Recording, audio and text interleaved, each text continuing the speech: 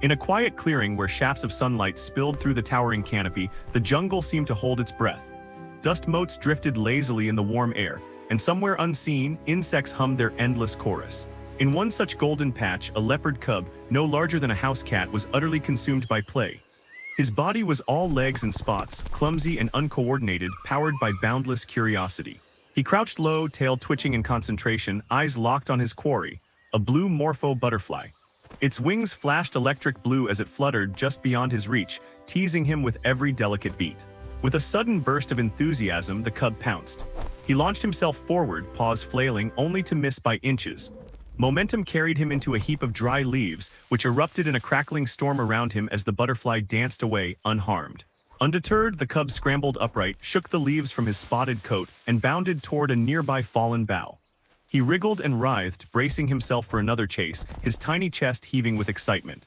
It was a game, and in his young world nothing else mattered.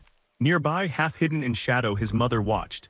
She lay motionless, her powerful form blending seamlessly into the dappled darkness. Sunlight traced the curve of her muscular shoulders but failed to reveal her fully. She was camouflage perfected. Only her amber eyes betrayed her presence, glowing softly with warmth and vigilance. A low, resonant purr rumbled in her chest, not loud but deep and steady, a sound of pure contentment. Her cub was safe, he was alive. In that moment the world was exactly as it should be, and then without warning the world broke. The sky did not darken, but it changed. The brilliant blue faded into an unsettling, jaundiced yellow, as if the jungle itself had fallen ill. The air grew heavy and still, pressing down on everything that breathed. The insects went silent, then came the sound. At first it was only a distant moan, low and uneasy.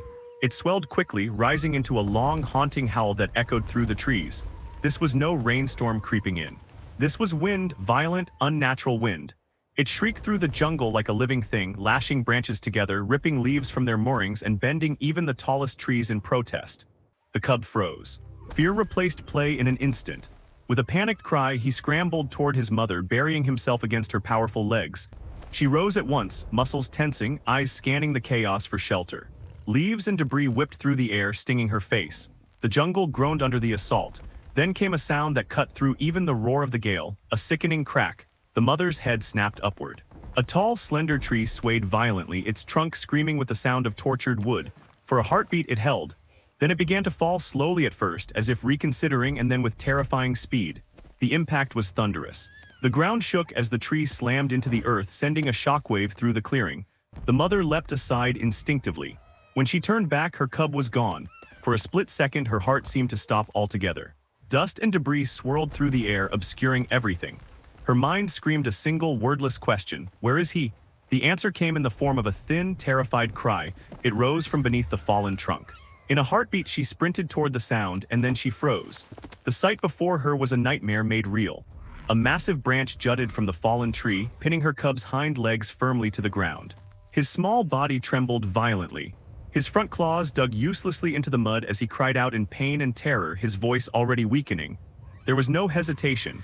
Primal instinct took over. She began to dig frantically at the earth around the branch, flinging mud and leaves aside with desperate speed. But the ground was compacted, the weight above him immense. She stopped, panting, realizing the futility. With a snarl of frustration, she changed tactics. Sinking her powerful fangs into the rough bark, she pulled with everything she had. Her neck and shoulder muscles screamed in protest as she strained, paws braced against the earth.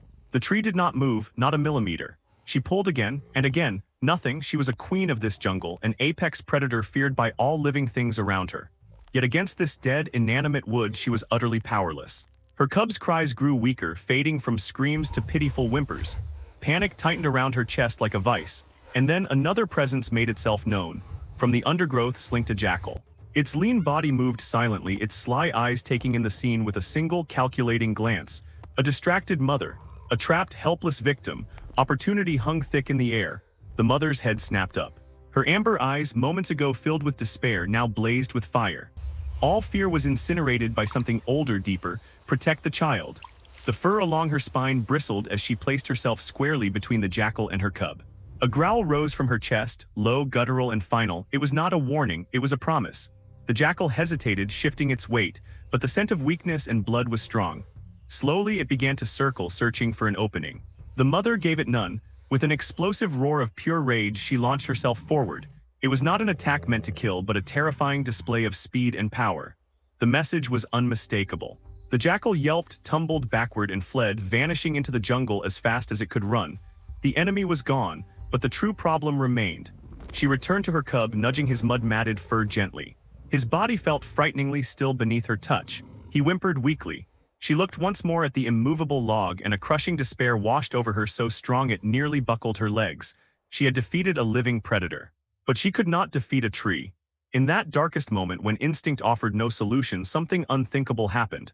An idea formed, insane, desperate, and utterly against everything she had learned in her life. She would have to seek help from the creatures she had been taught to fear and avoid above all others. She licked her cub's face one last time, a silent vow carried in the touch: I will return. Then she turned and ran. She abandoned her post, abandoned her trapped child, and raced against time. She followed a faint trail laced with strange scents, metal, smoke, man. Her lungs burned as she pushed herself faster, branches tearing at her sides. Then she heard it, a low mechanical rumble, a jeep, 2 rangers. Without hesitation, she burst from the undergrowth and planted herself squarely in the middle of the muddy track. The jeep screeched to a halt. Inside, the men shouted in surprise. The leopard did not snarl, she did not retreat. She lifted her head, met the driver's eyes, and let out a sharp, piercing cry. It was not aggression, it was a plea. Then she turned, ran several yards back the way she had come, stopped and looked back, crying out again. The message was unmistakable: follow me. Inside the jeep, Rangers Liam and Ben stared in stunned silence. Did you just see that? Ben whispered. Liam nodded slowly. She's not threatening us, he said. She's asking for something. Against every rule of their training, Liam trusted his gut. He put the jeep in gear. Okay, he said quietly, let's see where this goes. The leopard guided them, always staying just ahead, constantly glancing back to ensure they followed. At the edge of a clearing, she stopped and waited. The rangers stepped out and understood everything at once. The fallen tree, the tiny trapped cub. My God, Ben breathed. They moved fast. Ben ran for the chainsaw.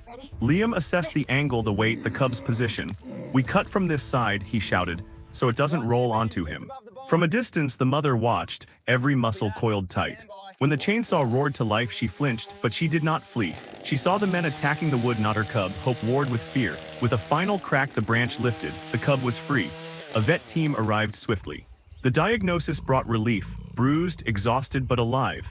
As the cub woke, he did something astonishing. He walked past his mother and gently rubbed his head against Liam's knee, purring. Silence fell. The mother